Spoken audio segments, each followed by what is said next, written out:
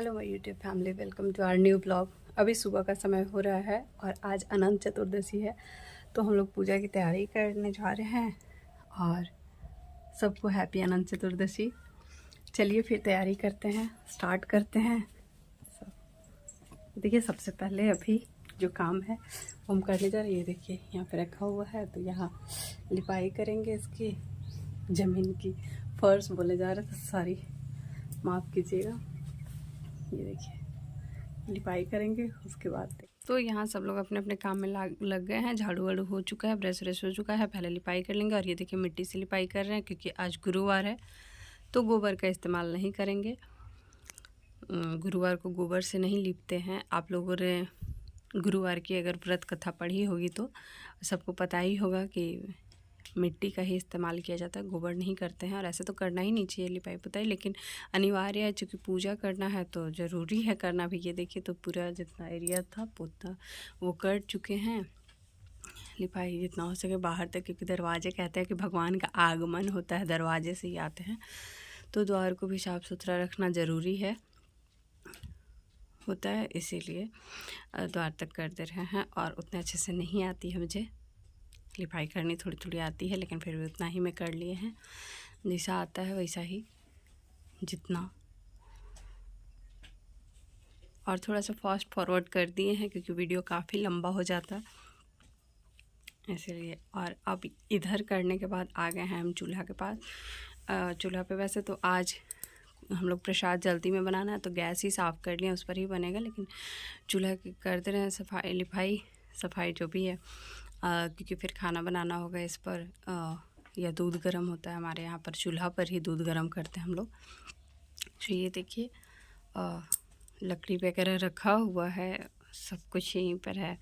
क्योंकि किचन वैसे सेपरेट नहीं है, बड़ा सा बरामदा है, ढाबा इसको कहते हैं हमारे यहाँ पर, वही है।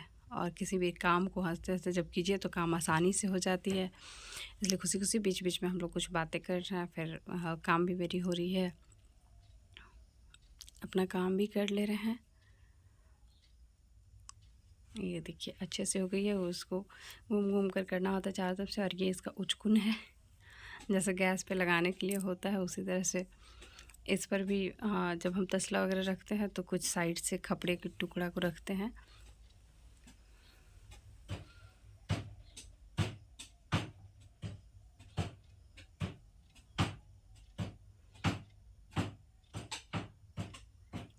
तो फाइनली नहा धोकर हम हो गए हैं रेडी। गुरुवार है इसलिए पीला वस्त्र धारण कर लिया और अब आ गए हैं खीरा तोड़ने, क्योंकि इस पूजा में खीरे का बहुत महत्व होता है।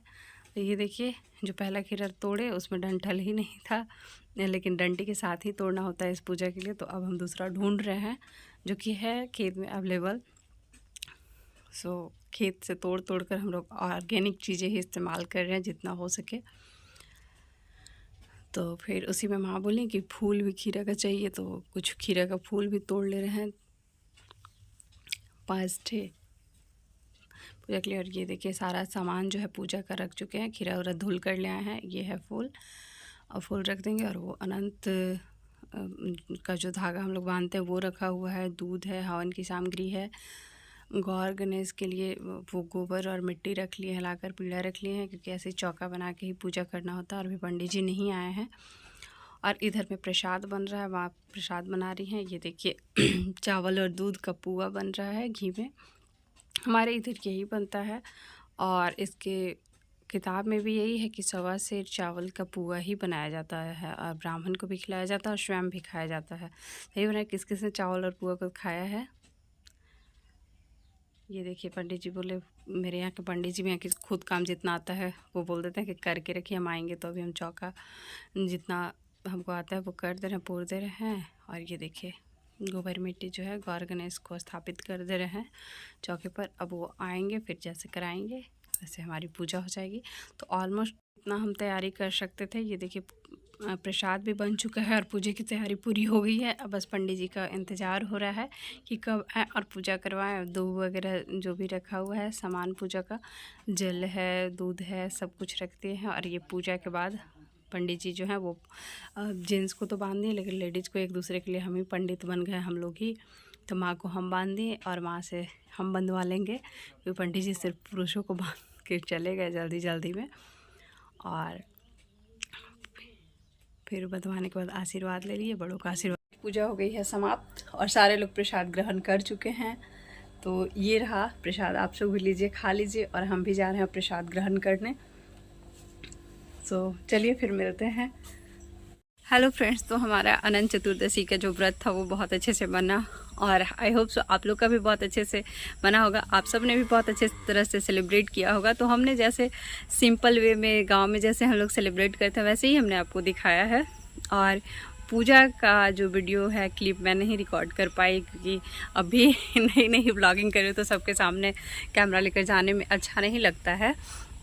सो अभी जो है वो शाम का समय हो रहा है, तो हम बैठे हैं। अनंत चतुर्दशी व्रत क्यों मनाया जाता है तो आप लोग सबको पता होगा, और नहीं भी होगा तो मैं थोड़ी सी कथा जो है वो शेयर कर रही हूँ आप सबके साथ। तो ये जो है अनंत जो नाम है वो भगवान श्री हरि का है, और इसकी कथा जो है वो इस तरह से है कि किसी गाँव राज्य में एक सुमंत नाम के ब्राह्मण रहते थे। उनकी पत्नी का नाम दीक्षा था, और उनकी एक पुत्री का जन्म होता है जिसका नाम सुशीला रहता है। तो सुशीला जब छोटी होती है तभी दीक्षा की उसकी माँ की मृत्यु हो जाती है, और फिर सुमंत ब्राह्मण जो है उनकी शादी कर्कशा नाम की स्त्री के साथ होती है। तो कर्कशा जैसा नाम वैसा काम, वो काम के अनुकूल भी वैसी ही थी। तो फिर धीरे धीरे जब कन्या बड़ी होती है तो कौंडिन्य ऋषि नाम के व्यक्ति के कौंडिन्य ऋषि के साथ सुशीला की शादी कर दी जाती है। और विदाई में जो है कर्कशा वो ईंट और पत्थर के टुकड़े देती है दामाद को ले जाने के लिए।